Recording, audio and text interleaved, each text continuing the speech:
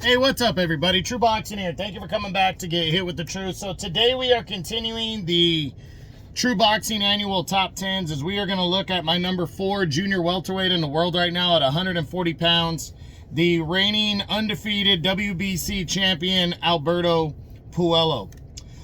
Before we get into that, if you could smash the like button, leave a comment, or subscribe to the channel, I really appreciate any and all support that I can get as I continue to build my channel here.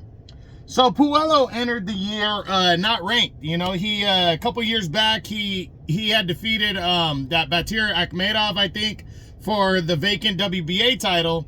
But then prior to a mandatory defense last year, he was stripped of the belt due to failing a drug test. And he kind of faded away.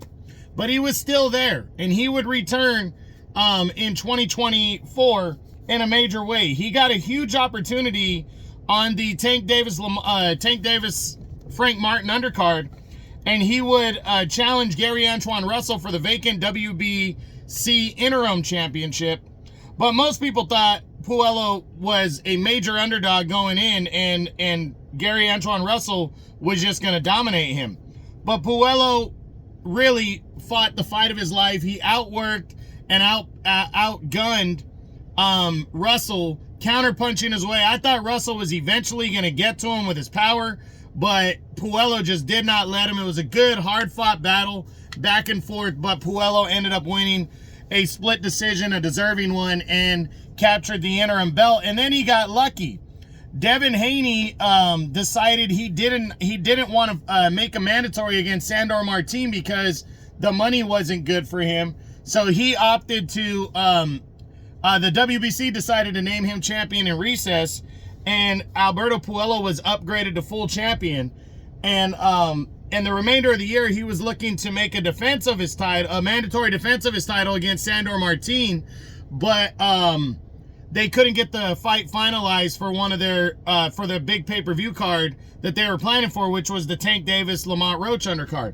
Right now, that fight is still supposed to happen, but it has not been finalized as Puello enters 2025. He's supposed to defend against Martin on that date, on March 1st, on the Davis Lamont Roach undercard. But it still has not been finalized, but it's supposed to happen. So Puello now is 30 years old.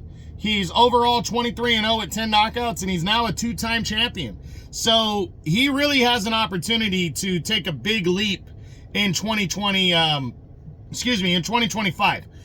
Because there's a lot laid out in front of him. If he can beat Sandor Martin, which right now I would favor him in that fight. Stylistically, I think he has the edge, but Martin is a slick and a good fellow southpaw like he is.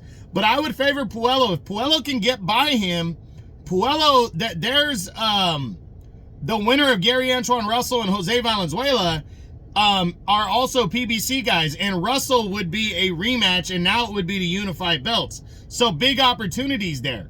So the winner of Puello and Martin really have a good line on fighting somebody good in a big fight later in the year. So I'm really looking forward to seeing what